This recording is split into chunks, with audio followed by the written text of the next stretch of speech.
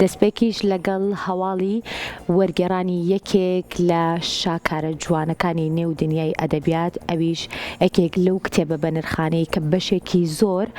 لە هونەرمەندانی دەنگخۆش و دیارتوانیویانە کە شعر و تێکستی نێو ئەم کتێبە بکەنە بەرهەمی گۆرانی، ئەویش دیوانی تەمەنی مامۆستا ئەحمەد محەممەدی شاعیرە کە بێگومانێکێکە لەو دیوانە هەرە تایبەتانەی کە چەندین شعری زۆر تایبەتی تایە کە تاوەکو ئێستەش لە ڕێی گۆرانی و وەروا لە ڕێی دەنگی خۆشەوە ئێمە بەشێکی زۆر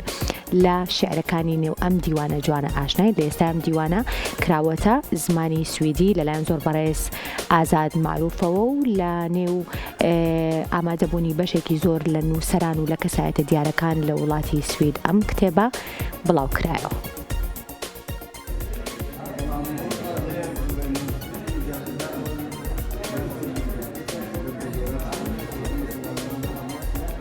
کۆمەڵی هونەرە جوانەکانی سوید کۆڕێکی لە شاری یوتوبی بۆ بڵاوکردنەوەی دیوانی تەمەنی شاعیر ئەحمەد محەممەد بە زمانی سویدی ساز کرد.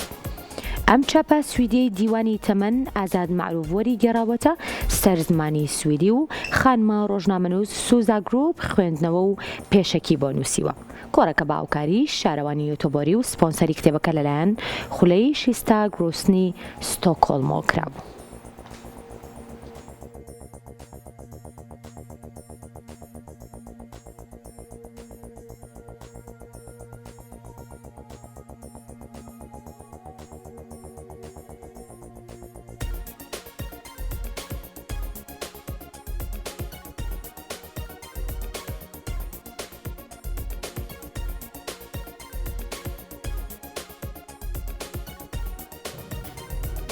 بجوانی